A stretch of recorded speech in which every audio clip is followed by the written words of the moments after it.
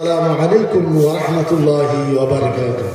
কোরআন ওয়াজ করিও না তো ইনশাআল্লাহ আলহামদুলিল্লাহ 10টার পরেও এখন 12টা বাজছে আর সুন্দর পরিবেশে বসে আছে, সুন্দর পরিবেশে বসে আছে। আপনাদেরকে বিনম্রভাবে অনুরোধ, আমার ডাইনিং যারা বসে করতেছে পরে গুনেন আর না হলে একবার মনে মনে গুণাবেন। মানে এটা হইতেই পারে না যে এক জায়গাতে কোরআনের আয়াতের তেলাওয়াত হবে, আপনি চলে যান যেখানে কোরআন তেলাওয়াত হইতেছে, এত দূরে আপনি যান সেই জায়গায় কোরআনের আওয়াজ শুনবেন না, তাই হাসেন নাচেন কান্দেন যাইতে।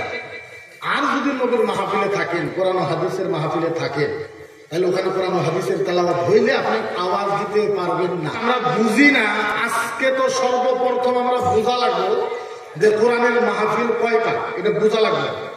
বুঝাইবো, বুঝাবার পরে তো এমন কোনো ভাষা নাই, কোনো জাদু থাকতো তাহলে সারা মুসলমানের কলিজার ভেতরে আলেমেরা জাদু ঢুকাই দিলাম। দেখো এটা নবীর মাহফিল। আল্লাহর নবী বলেছে আহাদু হারফুতিন সাল্লাল্লাহু আলাইহি ওয়াসাল্লাম মাইয়াতিন ফিল জান্নাহ কাবারিন ইয়াউমিন মুবাররাক।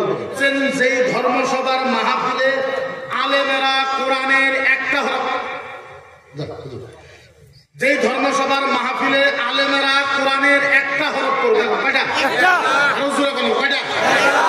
এই চেয়ারে বসে আলেমেরা যদি কোরআনের একটা হরফ তেলাওয়াত করে, আল্লাহর নবী বলেছে এই ধর্মসভায় যে আলেম কোরআনের একটা হরফ করলো, আল্লাহ ফিদাকে আবি ওয়া উম্মি নবী দাও।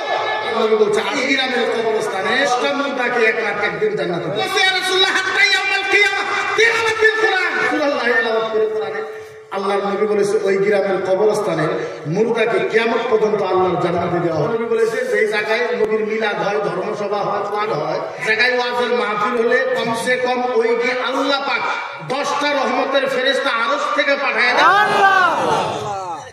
আমাদের বুঝার তালিমও আছে, বুঝার তো এই পৃথিবীর ভিতরে কোরআন থেকে বড় বস্তুটা এই পৃথিবীর ভিতরে আছে।